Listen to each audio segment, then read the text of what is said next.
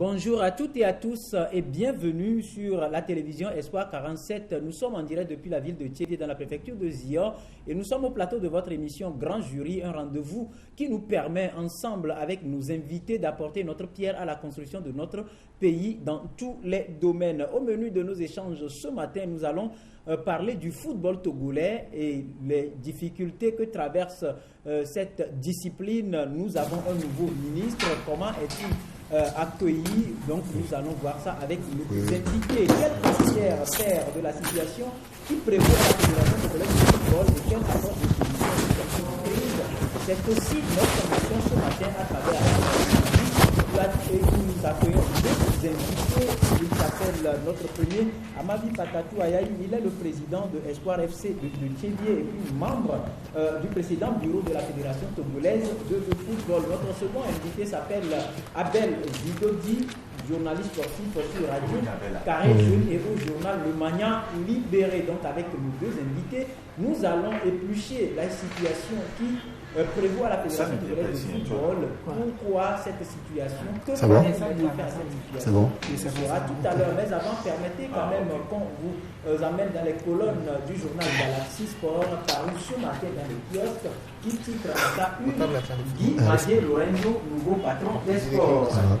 Le défi de la redynamisation, titre le journal. Finale Copa América 2015, le Chili désillusionne Messi et compagnie. Et puis projecteur, football licence CECAF, Koubadia Touré Wakil, récipiendaire. Football, reprise des championnats D1 et D2, la fin de la trêve, s'interroge Galaxy Sport. Et puis taekwondo, crise ouverte à la fédération, nous apprend le journal qui titre les présidents de clubs exigent un congrès électif. Et pour finir, le journal écrit championnat national de Maracana, la Renaissance MC championne 2015, Ambroise Deloconon, président RMC, qui dit, je cite, nous sommes aujourd'hui au sommet du Maracana togolais et nous maintiendrons le cap. Voilà donc tout ce qu'on peut dire autour de la une du journal Galaxy Sport paru dans les kiosques ce matin et c'est au prix de 350 francs CFA. Nous profitons donc de cette occasion pour dire bonjour à tous les sportifs qui sont à l'écoute, à tous les amoureux du ballon rond. Bien de choses à vous toutes et à vous tous. Merci également à toute l'équipe technique qui nous accompagne, sans oublier les acteurs du football. Je veux parler des présidents des ligues, des clubs et tous ceux qui jouent un rôle dans la vie du football togolais. Nous revenons donc autour de ce plateau pour saluer nos invités. Monsieur Amavi Ayayi Patatou, bonjour et bienvenue. Bonjour et bonjour à tous nos auditeurs. Et téléspectateurs également, bien évidemment, sans oublier les internautes. Tout à fait. Et puis tous les acteurs de football. Voilà, ils sont à l'écoute. Bonjour également à Abel Zidodi et bienvenue. Oui, bonjour à vous Rodrigue, bonjour à M. Amavi Patatou, bonjour également à tous les téléspectateurs. À Rodrigue aussi également, bien évidemment. Oui, bien à vous Rodrigue, justement. En tout cas, bonjour donc à vous toutes et à vous tous. Je rappelle que cette émission passe en direct sur la 102.7 FM Radio KNTB à Lomé, sur la radio VGK à Palimé et sur la radio Lumière à Anéro, sans oublier les internautes qui peuvent également suivre en temps réel cette émission sur le www.ebenradio.com en audio et puis en visuel sur le www.togovision.com. Ceci étant, rapidement avec Amavi Ayayi Patatou, comment se porte aujourd'hui votre club Espoir FC de Thiévié? Dans sa léthargie où le dysfonctionnement de la fédération l'a plongé, comme tous les autres clubs d'ailleurs. Et donc, il ne s'en porte pas plus mal que les autres clubs du Togo. On n'a plus d'activité depuis que le championnat a été arrêté. Et vu que notre football n'est pas structuré pour que les clubs travaillent dans la durée, c'est à l'approche des épreuves qu'on se regroupe, que tous les clubs se regroupent au Togo aujourd'hui.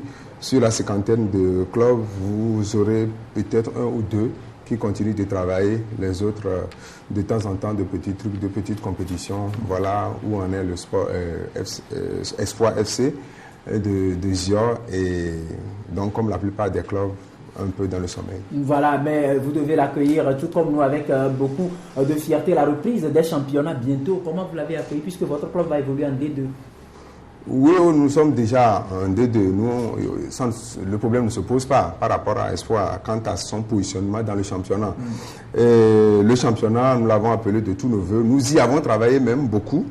Et puis, malheureusement, les conditions qui se créent aujourd'hui autour de ce championnat ne nous créent pas le climat de lucidité qui nous permette de nous y engager et d'espérer prospérer dans ce championnat. Voilà pourquoi il y a encore beaucoup de remous autour de ce championnat que le comité de normalisation voudrait lancer, mais nous sommes en train de travailler pour qu'on revienne tout simplement aux principes qui organisent nos compétitions, et dès lors que les principes seront posés et respectés, nous allons nous y engager comme toutes les autres années. Mais il n'est pas question qu'on aille, parce qu'on veut jouer, il n'est pas question qu'on aille à un championnat pipé dès le départ. Le comité de normalisation est venu pour faire les choses autrement, et nous serons très exigeants quant aux principes et au respect de ces principes dans le nouveau championnat. C'est pour ça que nous ne permettrons pas qu'il y ait le premier faux pas de départ. Nous sommes là, nous veillons très sérieusement pour que le championnat soit lancé selon les principes du football. Voilà, nous allons tâter également le pouls de notre second invité, Abel Zidodi. On s'est déjà salué. Comment vous vous portez, du moins la presse sportive? Je rappelle que vous êtes membre du bureau de l'association des journalistes sportifs du Togo. Oui, bon, la presse sportive, je pense qu'elle se porte très bien, et si la presse sportive ne se porte pas bien, vous ne serez pas quand même sur ce plateau en train d'animer ce débat cette émission justement de grande écoute. Donc à travers tout le pays, je crois qu'il y a quand même une mobilisation qui ne dit pas son nom. Donc nous avons des adhérents ces dernières minutes, en tout cas ces derniers temps, on a des adhérents, ceux qui étaient réticents reviennent quand même à la maison et tout. Donc c'est dit tout simplement que dans l'ensemble, la presse sportive, tant bien que mal, se porte très bien. Vous savez également qu'il y a le football qui prend quand même le dessus sur toutes les autres disciplines, et c'est à travers le football qu'on découvre également les journalistes sportifs. Mais nous aujourd'hui à la GST, nous sommes en train quand même de sensibiliser nos membres, les journalistes sportifs, à se diriger, à aller vers les autres disciplines également, parce que nous en avons 24 au Togo, et donc les 24 sont en activité par endroit, on dira. Donc seul le football crée des problèmes, alors qu'ailleurs il y a quand même du bon travail qui se fait. Quand on prend par exemple le boxe, la boxe autant pour moi avec la Confédération africaine de boxe, qui a aujourd'hui son siège à Lomé. Le patron de la boxe africaine, c'est un Togolais aujourd'hui, Bayon Azad Kelani. Pourquoi ne pas se diriger vers cette discipline également et s'informer, apprendre un peu les béabas de la discipline et commenter valablement les activités de cette discipline. Voilà un peu. Donc, vous voyez, Taekwondo qui est en crise également, tout comme le football, le karaté, et qui est également... Bon, donc, il y a tellement de problèmes dans certaines disciplines, dans certaines fédérations, mais ailleurs, on dira, le tennis par exemple, ça roule bien avec le président Tagba et tout. Donc c'est à nous également de valoriser les autres disciplines et laisser un peu le football rester dans la léthargie, avec, comme le souhaitent si bien les acteurs, parce que c'est eux qui font le football. Nous ne faisons pas le football, nous sommes quand même... Nous ne faisons pas le football. Nous sommes des acteurs du football, mais c'est eux qui font le football, ils vivent du football, et s'ils ne veulent pas quand même développer la discipline, faire quand même rouler le ballon pour que les acteurs, pour que les premiers acteurs qui sont les joueurs puissent en bénéficier, nous avons d'autres disciplines. On peut se diriger vers les 23 autres disciplines. Si vous aujourd'hui vous maîtrisez les 23 autres disciplines, vous serez quand même un super journaliste sportif, à part celui qui maîtrise que le football. Vous comprenez un peu. Donc c'est un peu ça, c'est de ça également qu'il s'agit. Très bien, on vous a assez compris. On va dire beaucoup de chance donc à la JST pour faire de spécialisation au niveau des journalistes sportifs. Doit-on dire que le football togolais piétine ou ne répond plus aux attentes des acteurs? En tout cas, depuis 2006, où le Togo a goûté aux délices de la cour des grands, on est revenu avec une situation qui nous talonne, qui taraude les esprits, qui continue de marquer le temps et qui semble ne pas avoir de solution. Que faire pour résoudre ou régler cette situation de crise qui prévaut à la Fédération togolaise de football? C'est à cette question que nous allons tenter d'apporter une solution. Et tout à l'heure, Peut-être que la FIFA a trouvé la bonne réponse en installant un comité dit de normalisation. Monsieur Amavi Ayayi Patatou, comment avez-vous accueilli d'abord la mise en place de ce comité de normalisation? Il faut dire d'entrée que la mise en place de ce comité n'était pas une chose voulue. Si le bureau dont j'étais membre avait réellement bien fonctionné, oui, le bureau faible dirigé par M. Ameyi, si ce bureau avait bien fonctionné, on serait allé tout droit à d'autres élections pour mettre en place un autre bureau exécutif de la fédération. Et puis malheureusement, n'a pas bien fonctionné et on est arrivé en fin de mandat sans avoir préparé la relève.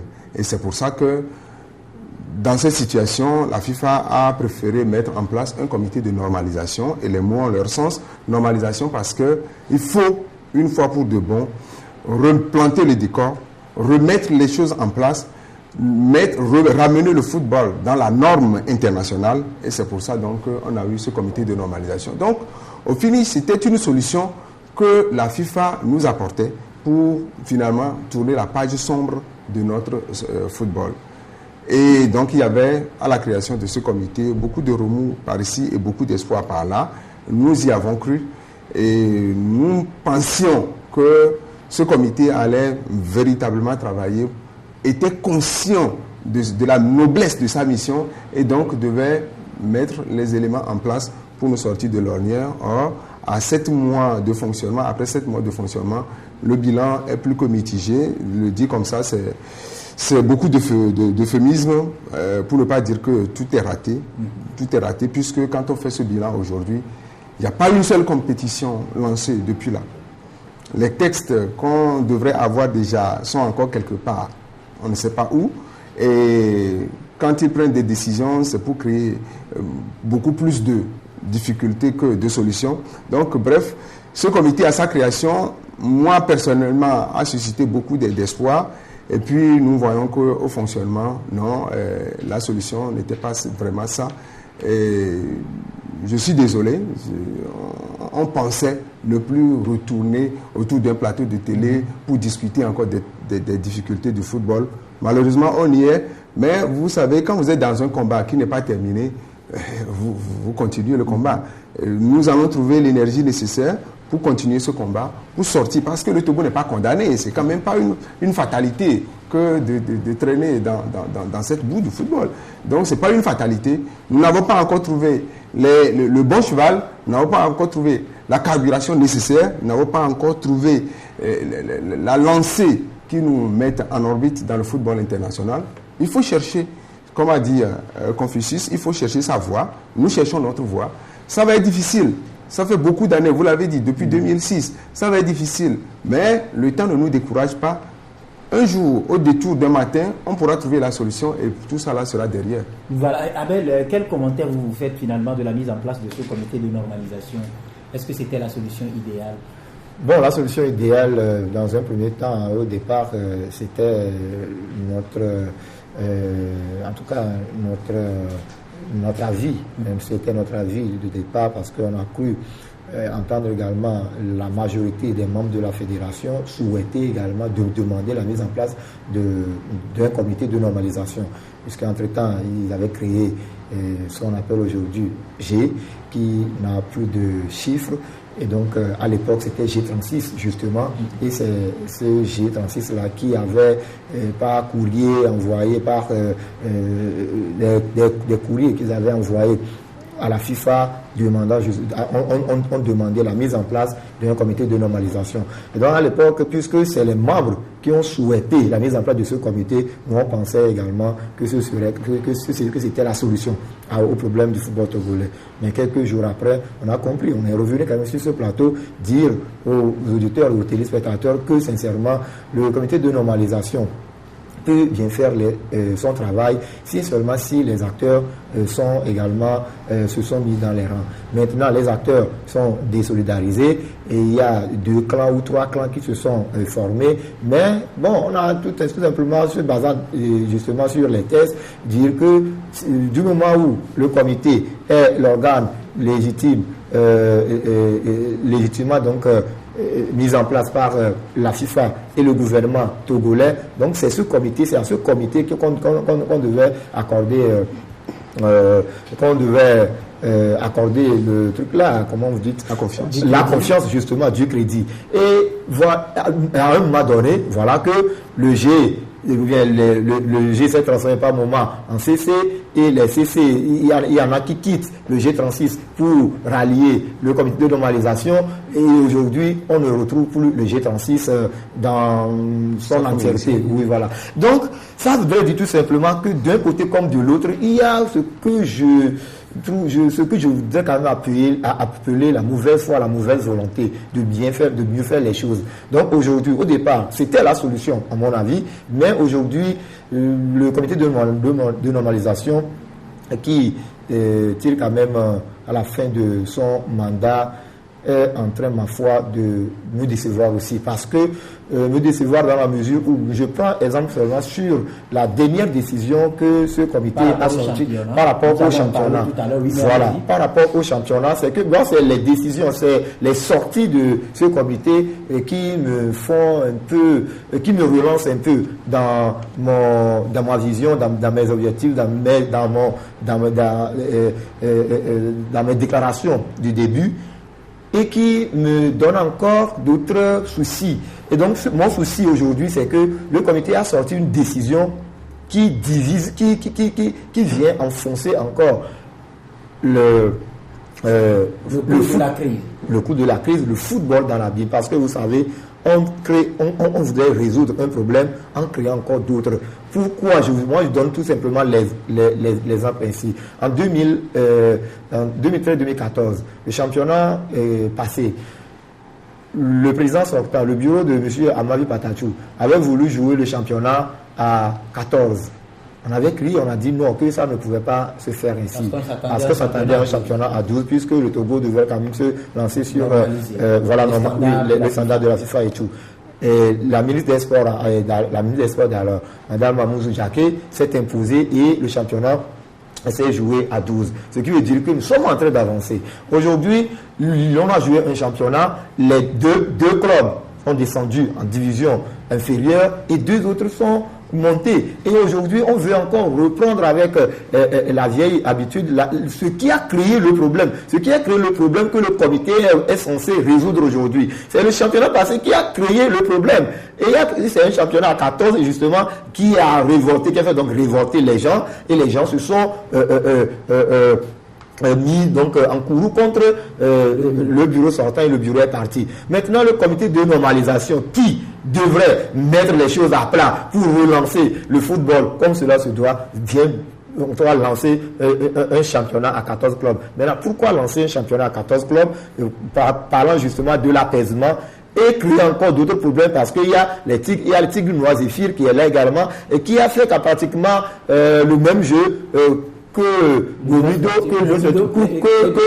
Gomido et à l'USN également, qui était dans le même sillage, mais qu'on abandonne, qu'on laisse sur le carreau. Mais est-ce que c'est résoudre le problème? S'il faut résoudre le problème et ramener les gens, tous les acteurs, il faut ramener tout le monde. C'est pourquoi je dis, au départ, j'avais quand même confiance en ce comité, mais la toute dernière décision c'est la désolation totale. En tout cas, désolation partagée, puisque M. Amavi l'a dit tout à l'heure, mais dites-nous, M. Amavi, puisque on l'a dit, vous faites partie de ce bureau qui avait organisé le championnat que Abel a pointé du doigt tout à l'heure. Ouais. Et ce championnat, ça s'est déroulé bon à mal, on a vu tout ce que ça a donné. Aujourd'hui, on voit encore un championnat se pointer à l'horizon avec des dates, tout qui se précise avec les frais d'engagement, tout et tout. Tel que Abel l'a décrit, selon vous, en tant que responsable de club, a-t-on besoin de ce championnat? Ou autrement dit, je dois poser la question autrement, est-ce que le comité de normalisation est appelé à organiser un championnat ou bien à régler les problèmes? Vous posez là une question très complexe et il faut des solutions parcellaires, oui, par étapes. Et qu'est-ce que je voudrais dire? En rappelant, comme Abel l'a fait tout à l'heure, le championnat passé, tout le monde sait au Togo ici que ce championnat était, excusez-moi le terme, on est sur un plateau de télé, on ne prononce pas n'importe quel mot, mais c'était du n'importe quoi. Oui, parce que vous aviez eu à le rappeler quand même que les résultats issus de ces championnats étaient des résultats fabriqués. Oui, c'était fabriqué et j'ai dit que le champion de ce championnat ne méritait pas plus que le dernier. Tout le monde, en première ou en deuxième division, était triché. Mais puisque... C'est-à-dire la tricherie est venue d'où? Sur le terrain, avec les arbitres, ou bien, comme quelqu'un l'aurait dit, des résultats négociés dans les coulisses de la fédération? Vous savez, les arbitres ont été mis à contribution. Mais quand je dis mis à contribution, c'est qu'il y a quelqu'un qui les a mis en contribution. Et pour parler le langage vérité au Togolais, c'est que ce soit du temps de M. Ameyi, de M. Tata ou de M. Roch, et j'ai les éléments pour étayer mes propos, je ne dis pas n'importe quoi. Le championnat a été pipé dès le départ, toujours. On a décidé de qui devait monter et de qui devait être relégué. Et pour réaliser cet objectif, on a mis à contribution les arbitres. J'ai des éléments. Pour ne parler que du dernier championnat, nous savons comment M. Ameyi a pesé sur les décisions des arbitres. Jusqu'à des fois, parce que je veux donner des exemples pour qu'on ne me traite pas de n'importe quoi, jusqu'à se faire battre lui-même chez lui, sur son terrain, pour promouvoir un club ami. Mais vous ne l'avez jamais dénoncé? Si. Mais c'est des choses qu'on ne peut pas dénoncer tout le temps, comme ça, n'importe où. C'était ça aussi la querelle que nous avons faite à l'intérieur. Vous savez qu'à un moment donné, je n'étais plus du tout d'accord avec le comité et le bureau. Et je l'ai exprimé, sans nécessairement donner toujours ces preuves-là, comme je les donne aujourd'hui. Et c'était ça le clash entre M. Ameyi et moi. Vous savez que j'étais... Oui, vous étiez vraiment son proche collaborateur. Oui, ils sont proches collaborateurs, mais durant ces 2 dernières années, ils sont son adversaire. Et donc, c'est ça qui a froissé tous les Togolais, dont moi, en président du club. Si on comprend bien, ce dont on assistait sur le terrain comme match et tout, c'était du pipeau. Non, mais les décisions étaient prises avant le match. Moi, j'avais engagé mon club Espoir de Zior dans un match où le président a décidé et demandé aux arbitres de me faire battre par au moins 11 buts à 0 pour que mon club soit relégué, parce qu'on n'était plus amis, pour que mon club soit relégué et que mon adversaire soit promu, c'est-à-dire soit maintenu en 2e division. Je ne parle pas de n'importe quoi, je donne des précisions. Et j'ai dû arrêter ce match-là. Contrairement au principe du football, j'ai dû arrêter ce match au 3e but à la 7e minute. Parce que on allait soit produire des cadavres. Comment avez-vous su que c'était le plan? Non, je savais avant le match. Je savais avant le match. Je savais comment les arbitres étaient désignés. Je savais pourquoi les consignes qui leur étaient données. Ça veut dire que vous avez aussi à un moment donné participé à ce genre de décision? Non, heureusement, j'ai été renseigné parce que des gens étaient témoins des conciliabules qu'il y avait autour de ce match. Et je l'ai fait dire au président, ce que je raconte là, je l'ai fait dire au président et je lui rapportais le match par téléphone.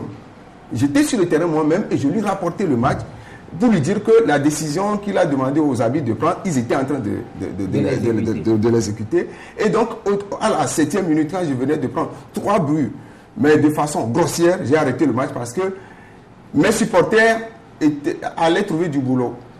Ils étaient déjà sur le terrain, ils ont envahi le terrain, les agents de force de l'ordre étaient déjà à l'œuvre, et si le match là devait continuer, on devait quitter le terrain du football. Donc j'ai arrêté ce match pour ne vous donner que cet exemple-là, pour dire que ça là a donné des frayeurs, des frissons dans notre football.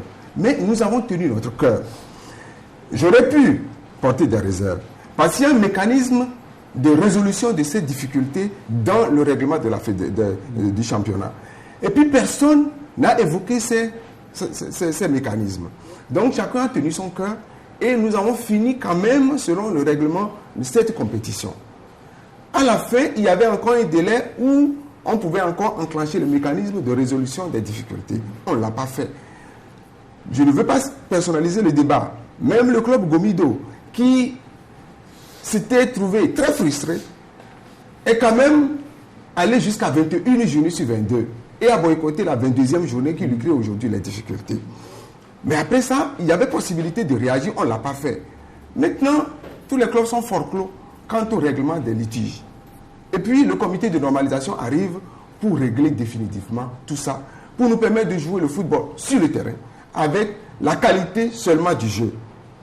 Et puis, quand ils veulent lancer le championnat, Je suis désolé. Ils ont dû régler tout ça parce qu'on Non, ils n'ont rien réglé. La liste des clubs retenus. Non, la liste la pose plus de problèmes que tout. Comme Abel l'a dit tout à l'heure. Oui, moi j'ai ici la lettre qu'ils ont envoyée pour lancer ce championnat. Si vous permettez, je vous lis le premier paragraphe. Il n'est pas long. Allez-y. Et puis je vais le commenter, vous allez comprendre qu'ils vont faire pire que tous les bureaux passés. Je lis donc, ouverture de la saison, c'est l'objet, au président de club et de ligue, et puis il dit ceci. Le comité de normalisation de la Fédération togolaise de football tient à vous remercier pour votre participation massive et très active au point d'information qu'il a organisé, etc. Cette rencontre répond à notre souci de favoriser en permanence le consensus. Je m'arrête là. 2 éléments dans ce texte. On nous convoque, on nous invite à une réunion du bureau avec un ordre du jour que nous avons amendé. La réunion a commencé à 10h et s'est terminée à 15h. À la fin de la réunion, M. Antoine Folly, président de cette réunion, a voulu faire le point et puis il dit, bon, nous avons décidé que nous allons jouer le championnat à 14. La salle a crié. Il dit non, au fond, ce n'est pas une décision. Je vous fais tout simplement le point des discussions, mais j'avoue que sur les différents points, il y a eu beaucoup de divergences. Nous en prenons acte et nous allons aviser après. Voilà comment la réunion s'est déroulée. Au sortir de cette réunion, c'est le secrétaire général du comité qui était pourtant dans la salle, qui prend les journalistes et qui leur déclare, nous avons décidé qu'on va jouer. Il dit non, mais ça, on est où là? Alors moi, je réagis tout de suite. Et puis, il nous envoie ce document pour dire que, au fond, la réunion, c'était un point d'information. Nous parlons français, s'il vous plaît. Et M. Antoine Folly ne peut pas écrire n'importe quoi, s'agissant du français, ayant vécu en France. Et quand il nous dit que la réunion était un point d'information, je suis désolé, les mots ont leur sens. Quand vous faites un point d'information, vous invitez des gens, ce que vous avez à leur dire, vous débitez ça, et puis vous leur dites au revoir, et ils partent sans poser de questions. Mais quand un point d'information dure de 10h à 15h, qu'il y a eu beaucoup de discussions, et qu'à la fin, la salle a recadré les discussions, et qu'on nous dit dans une lettre que c'était un point d'information, c'est 2 choses. Ou bien, M. Antoine Folly me dit aujourd'hui qu'il ne sait plus ce que ça veut dire un point d'information. Ou bien il veut nous tromper. Et si c'est pour nous tromper, il est tout faux, il ne pourra pas. Et puis il dit qu'à cette réunion de points d'information, c'était pour rechercher le consensus. Je suis désolé, quand on va à un point d'information, on ne rejette pas le consensus. On va à un point d'information pour donner des informations. Quand on veut chercher un consensus, on discute. C'est-à-dire, on fait une réunion. Et puis, on ne vient pas balancer après que c'était un point d'information. Je ne vois pas comment M. Antoine Folly peut nous dire qu'il nous a invités à un point d'information pour rechercher le consensus. Les 2 choses sont tout à fait contradictoires. Et c'est là où déjà, vous voyez, l'intention qu'il y a là derrière, puisque M. Antoine Folly sait de quoi il parlait, l'intention qu'il y a derrière, ce décalage entre les propos et le sens de ces propos, ce décalage-là signifie tout simplement que M. Antoine Folly est en train d'installer un climat malsain au sein de cette fédération et que ce championnat, si on le laisse faire là, il va y avoir plus de difficultés que de solutions. Ah ben, vous avez suivi M. Avavi. C'est vrai que finalement, on ne comprend plus grand chose, hein? Non, moi je comprends beaucoup de choses. Oui, allez. Peut-être que vous ne voulez pas comprendre. Non, moi je comprends. Ah, je ne veux pas comprendre. Oui, puisque quand vous suivez par exemple le développement de M. Amavi, il est dans son rôle. Et M. Amavi fait pratiquement plus de 20 ans dans cette histoire et, ma foi, plus de 15 ans dans les différents bureaux, si je ne m'amuse. Donc, je crois qu'il maîtrise mieux le secteur. Il comprend tout à l'heure, et M. Amavi était quand même loin des proches collaborateurs de M. Antoine Folly. Mais s'il dit quelque chose aujourd'hui sur son président, je crois que moi je ne ferai que constater, prendre acte. Parce que il est proche de son frère et ami, et c'est lui aujourd'hui qui dit ce que M. Antoine Folly est en train de faire. Et donc, au-delà de ça, parlons donc de nos acteurs. Nos acteurs ont cette manière de dribbler la population, de dribbler le public sportif et de faire quand même ce que j'appelle, je reviens quand même sur le mot, et d'avancer justement dans cette pratique là de mauvaise foi, de mauvaise volonté. Parce que vous savez, peu sont nos acteurs du football qui s'intéressent à la chose et qui ne vivent que de ça. Que vous savez, quand vous prenez les présidents des clubs, ils sont tous des hommes d'affaires. Donc ils ne s'intéressent pas trop à la chose. Vous voulez dire qu'ils ne se soucient pas de leur investissement parce que engager un club ou entretenir un club, ce n'est pas les subventions que la fédération ou bien le gouvernement donne. Hein. Nous avons combien de clubs de première division au Togo? On parle aujourd'hui de 14 au lieu de 12 ou de 16, je ne sais combien. Peut-être demain, on parlait donc de 18 ou de 22. Et ça s'est passé dans ce pays. Et je crois que si nous avons 12 clubs aujourd'hui, allez poser la question à ces présidents de clubs si ils ont au moins un projet, un planning d'activité sur 2 saisons, sur les joueurs. Et quand l'issue donc de 2 saisons, au moins 2 ou 3 joueurs doivent partir pour que l'argent dépensé puisse revenir dans les caisses. Non, pas ça. C'est juste l'honneur, le plaisir de faire la chose. Peut-être que le cadre ne s'y prête pas. Écoutez, nous sommes toujours avec les acteurs. Le cadre ne s'y prête pas. Il y en a qui peuvent quand même le faire, qui sont en train quand même de poser les bases. Vous comprenez un peu. Chercher des partenaires, c'est difficile, mais si vous avez le temps, vous mettez le temps pour le faire, on y arrive toujours. Donc moi je dis, justement à ce courrier, c'est pourquoi je dis un point d'information qui se transforme en un débat, à un atelier de formation d'une journée. Vous y étiez? J'y étais là, on nous a pointé donc là du matin jusqu'au soir, juste dans l'après-midi. Et la déclaration, nous l'avions eu également. Mais moi, aujourd'hui, je suis un peu embêté par rapport aux déclarations de Ahmed Patatou, monsieur Ahmed Patatou, par rapport à ce comité de normalisation. Parce qu'au départ, il était plus l'attaché de monsieur Folly. Qu'est-ce qu'il avait compris à cette époque-là? Il a dit au début qu'il avait foi. Oui, il avait justement foi, tout comme moi. Donc aujourd'hui, moi je dis, entre-temps, dans le bureau de M. Gabriel Ameyi, M. Patatou était également proche d'Ameyi, le porte-parole du bureau d'Abagon. Ça a capoté. Aujourd'hui, nous tendons vers la fin du mandat du comité de normalisation. C'est en novembre. Donc, c'est M. Amavi qui se désolidarise encore de ça. C'est vrai, tout ce qu'il est en train de dire est réel. Et c'est ce que nous appelons les G ont toujours dénoncé. Mais sauf qu'il n'avait pas quand même de preuves palpables comme lui, il est en train de les présenter ici. Vous voyez un peu. Donc, est-ce qu'il n'avait pas un peu compris le jeu ou bien les inquiétudes de ses collaborateurs, puisque toujours... Ses collègues, puisqu'on parle de président de club alors. De ses collègues. Donc c'est pourquoi je me dis, au départ, avant quand même, en tout début d'émission, il a bien dit, si nous pouvons abandonner un tout petit peu le football à nos acteurs, puisqu'ils sont là, ils n'ont qu'à se tirailler et ils ne suffiront pas à se comprendre. Et rester quand même, et rester sur la droite ligne. Donc nous, on les laisse faire. Sinon, on va toujours revenir créer des problèmes aux gens, créer des problèmes, créer des ennemis et créer des adversaires, etc., pour ne rien dire. Parce qu'aujourd'hui, ce n'est pas, en tout cas, moi, je viens de voir le bout du tunnel encore.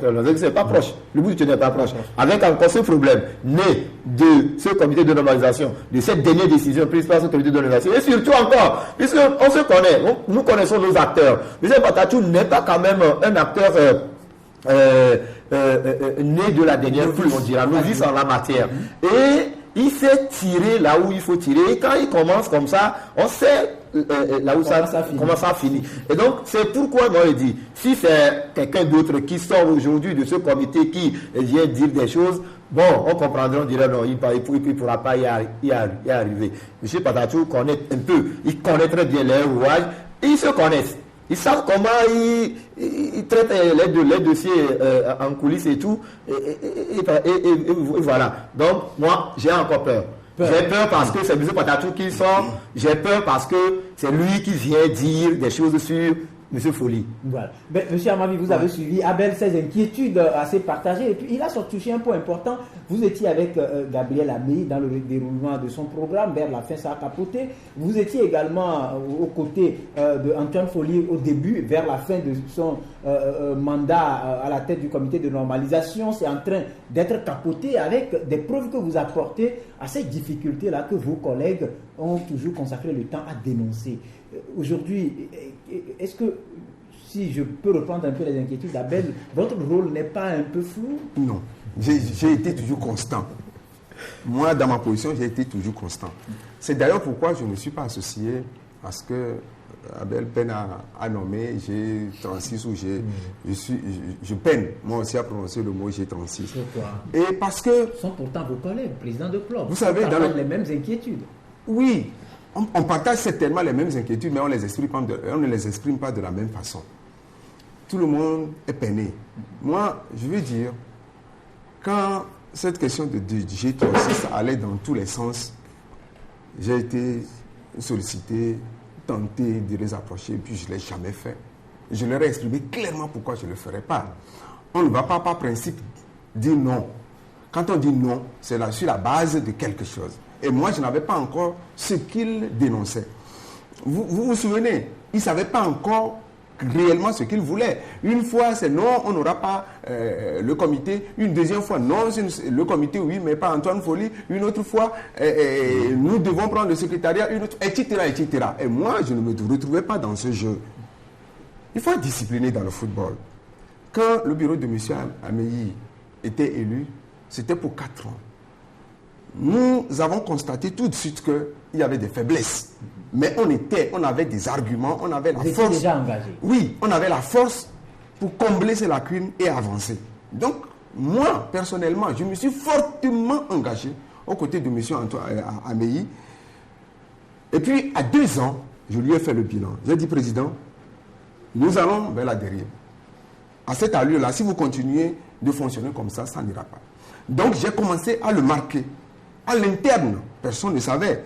Après ces 2 ans, je lui ai fait le bilan. Et c'est en ce moment-là que je lui ai dit, il y a danger. Mais on peut encore rattraper. Et puis, il ne m'a pas écouté.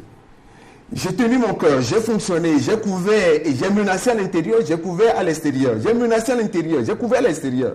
Oui, sinon on vous suivait quand même sur les antennes, oui. Sur nos antennes, bien sûr. Et puis, quand il n'y avait plus rien à prendre, j'ai appelé M. Améi, je lui ai dit, je suis désolé. Je vous ai soutenu jusqu'à présent. Là, maintenant, vous m'ôtez tout argument pour vous soutenir. Je ne vais plus pouvoir. C'est pour ça que j'ai abandonné le manteau de porte-parole. Vous vous souvenez, c'est volontairement que j'ai abandonné le manteau. Parce que ce manteau-là m'empêchait de dire, alors publiquement aux Togolais, que ça n'allait pas à l'interne. Et donc, quand j'ai ôté mon manteau, j'ai repris ma liberté d'expression et puis j'ai parlé. Et nous sommes arrivés où vous avez su. Quand le bureau de la normalisation, le comité de normalisation devait arriver, j'ai dit que ce n'était pas bien, mais ce n'était pas notre faute au sein du bureau Améi. Et bon, le bureau s'est imposé, M. Antoine Folly s'est imposé. Il faut être discipliné toujours. La FIFA et la CAF... Vous avez décidé de l'accompagner. Oui, on devait accompagner le Togo. Les gouverneurs togolais étaient d'accord. Je dis bien d'accord, puisqu'ils n'ont pas dit non. Donc, quand la FIFA, la CAF et le gouvernement togolais se mettent d'accord pour prendre une décision, ce n'est pas à moi d'aller attaquer cette décision. La CAF aussi était d'accord par rapport au comité de normalisation. Si la CAF n'était pas d'accord, ça ne se ferait pas. Nous sommes sur un territoire africain, au Togo. Et donc, il fallait être discipliné et accompagné. Donc, nous avons accompagné. En pensant que même s'il y avait des lacunes, on était encore là pour combler. Et puis, on a travaillé de nuit, on a travaillé de jour avec M. Antoine Folly.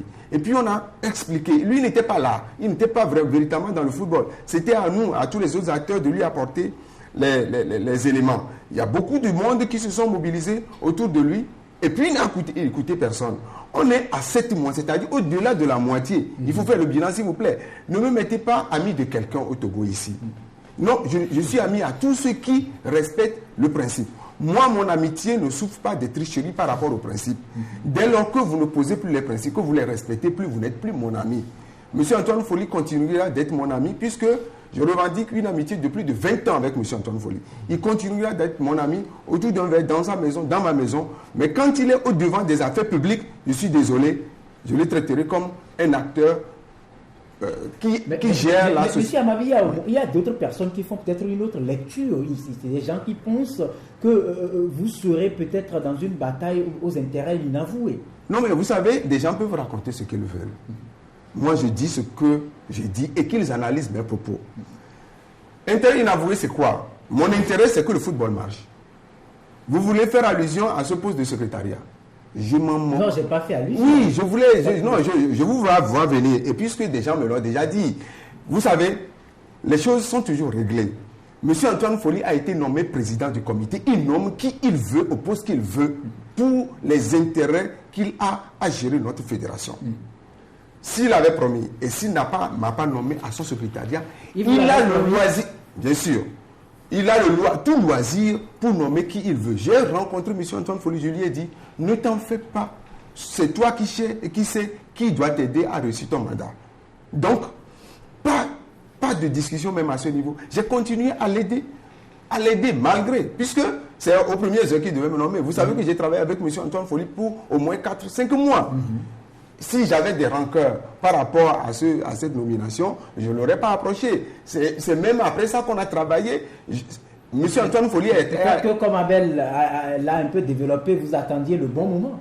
Non, il n'y a pas de bon moment. Dès lors qu'il fonctionne bien, il n'y a pas de bon moment. Quand il a été mis en difficulté, je l'ai aidé. Je dis bien que je l'ai aidé. Vous savez, il a été mis en difficulté par le G36. Je l'ai aidé. J'aurais pu. Je vais vous faire une confidence. Le jour où le secrétaire général a été nommé. Les auditeurs, donc vous faites la confidence à tous. Le jour où le secrétaire général a été nommé et que ce n'était pas moi, des gens du G36 m'ont appelé. Mais Amavi, qu'est-ce qui arrive là? Mais rejoins notre camp. Je dis, mais foutez-moi le camp. Je vous rejoins où? Je ne suis pas d'accord avec votre lutte, je ne vous rejoindrai pas. Est-ce que moi je vais pleurer parce qu'il n'y a pas un poste? Non. Et donc je ne suis pas allé. Vous savez. Et donc, moi je vous dis ceci. M. Antoine Folly, s'il réussit son mandat, ce sera à mon honneur. Mais s'il doit échouer, ce ne sera pas avec ma caution. Et je dis là que, quand je me suis tué pendant tout le temps, que je n'ai pas parlé, vous avez constaté au Togo ici que j'ai refusé de parler. Parce que... On vous a cherché en vain. Oui, je travaillais encore avec lui. Je dis, danger, danger, danger. J'ai appelé M. Antoine Folly, je lui ai dit, j'aime bien le G36 là, parce qu'eux, ils sont constants dans leur souci de vous déstabiliser. Je l'ai dit comme ça à M. Antoine Folly. Ils sont constants dans ce qu'ils veulent. Ils veulent vous déstabiliser et ils y réussissent. Mais c'est vous qui ne me plaisez plus. Parce que vous ne trouvez pas l'énergie nécessaire pour contourner leur piège. Et ils vous enferment et c'est eux qui vont crier après que vous n'avez pas travaillé. Est-ce que c'est parce qu'on insulte le gouvernement togolais qu'ils vont arrêter de travailler dans ce pays? Jamais. On va les insulter, vous les journalistes. Vous allez écrire tous les matins. Oui, commentaires. Vous allez écrire tous les matins et crier. Des gens vont marcher. Mais si jamais le Premier ministre venait vous dire, ah, des gens ont tellement crié, ils ont tellement marché, c'est pour ça que je n'arrive pas à marcher, je n'arrive pas à gouverner. Est-ce que vous seriez d'accord avec eux? C'est pour ça. Voilà, c'est pour ça que je dédouane totalement le G36 dans le dysfonctionnement actuel. Eux, ils avaient un intérêt, c'est que M. Antoine Folly ne fonctionne pas. Ils y ont réussi. C'est M. Antoine Folly qui devait savoir, j'ai été nommé et je prends le pouvoir, je prends possession de mon territoire pour avancer. S'il n'a pas pu avancer, c'est qu'il n'avait pas la force nécessaire pour gérer ce poste.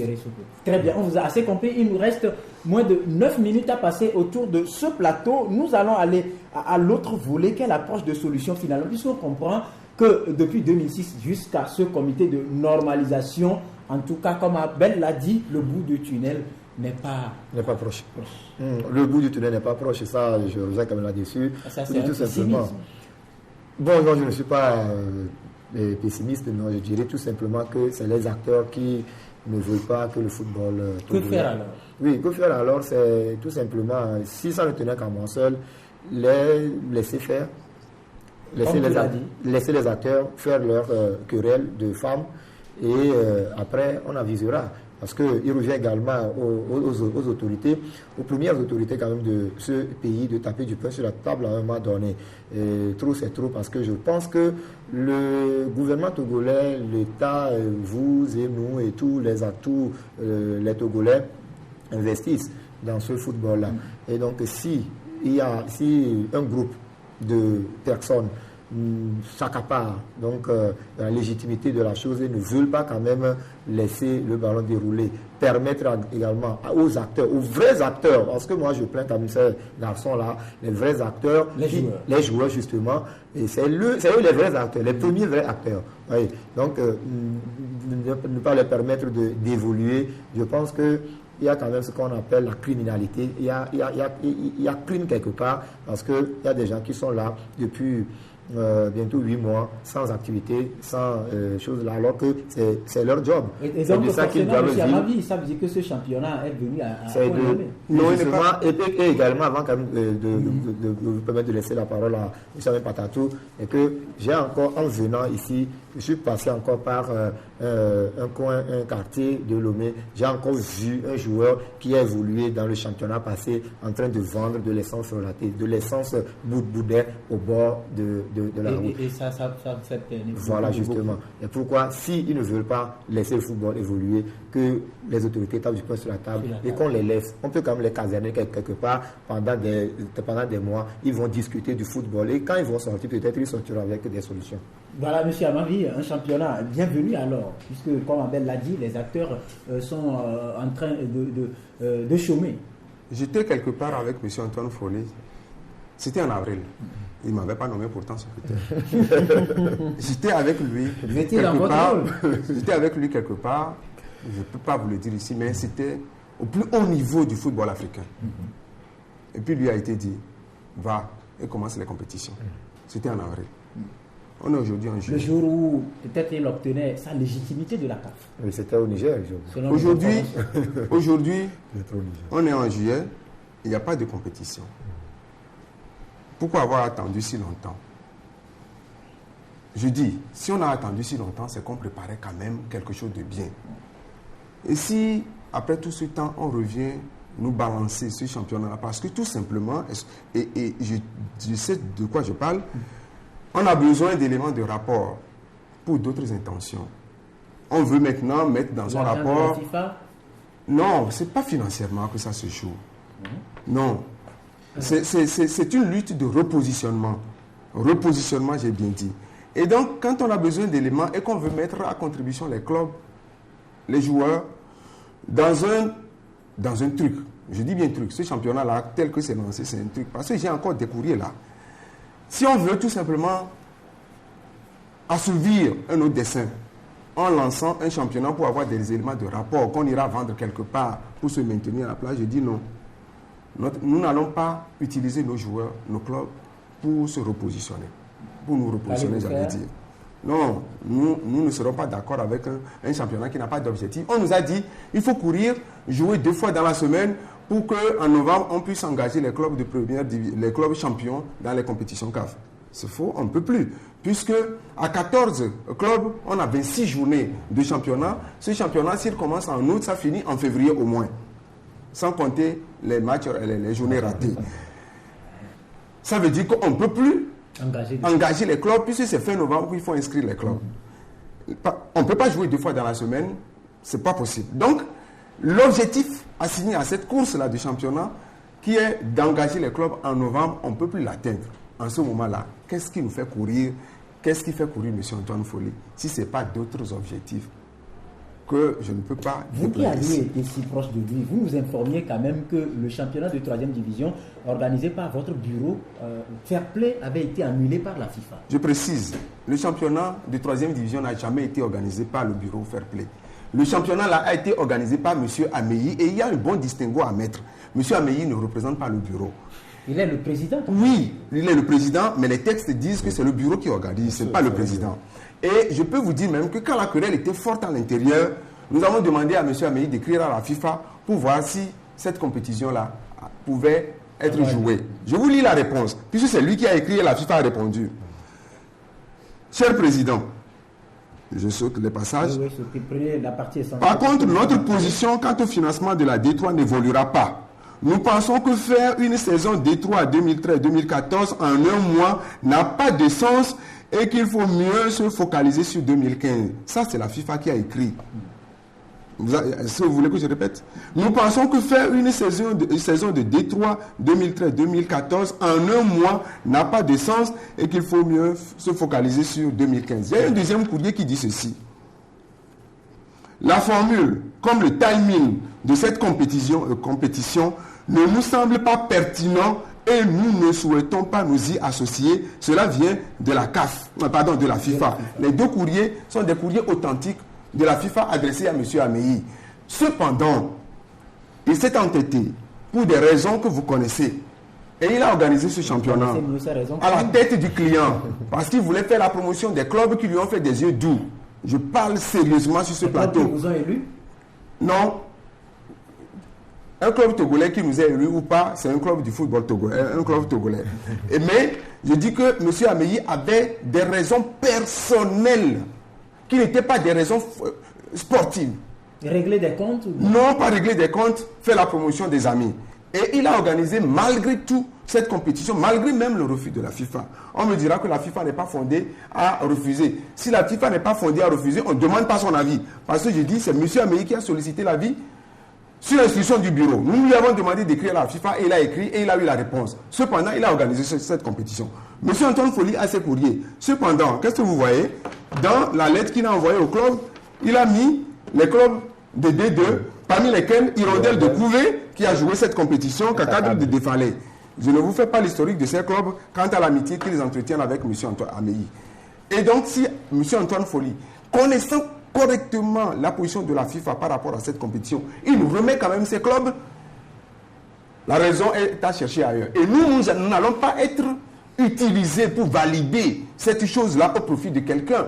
Si c'est au profit du football, nous le ferons. Si cette compétition, c'est le football, c'est en toute discipline et en tout engagement que nous allons jouer. Mais nous savons d'ores et déjà que si on laisse M. Antoine Folly poser le premier faux pas en dehors des principes du football, nous allons être contraints de supporter les autres déviances par rapport aux principes du football. Nous n'allons pas laisser M. Antoine Folly nous entraîner dans un faux jeu où les principes ne seront pas respectés. M. Antoine Folly est à la tête d'un comité de normalisation. Qu'il commence à poser les principes et à les respecter, c'est comme ça qu'il sera utile pour notre football. Bien. Mais quand il pose le premier pas en dehors des principes, nous serons là pour lui balayer la route parce que c'est nous les acteurs. Très bien. Abel, il y a eu beaucoup d'éléments sortis. Malheureusement, on n'a plus beaucoup de temps. On n'a qu'une minute encore à passer ensemble. Vos appréciations et selon vous, que mérite d'être fait? Je reviens avec la question puisque ça importe. Oui, ça importe. Je crois que la dernière sortie du comité de normalisation a tout bafoué. Ils ont fauté par rapport à cette décision-là, que je juge de décision scandaleuse. Et donc, ils pourraient toutefois revenir sur leur décision. Je pense que M. Antoine Folly, il a été ministre des Sports dans ce pays. Il aime le football pour avoir quand même mis au monde un enfant qui joue au football aussi. Donc, je crois qu'il pourrait toutefois, par l'amour à la chose, revenir sur sa décision et recadrer les choses, ne pas faire la politique de proximité, comme on le dit, faire la promotion des amis, comme M. Ameyi vient de le dire, comme M. Ameyi l'a fait. C'est ça qui a fait sauter Ameyi de son poste. Et aujourd'hui, il ne faut pas que la normalisation puisse à la normalisation, justement.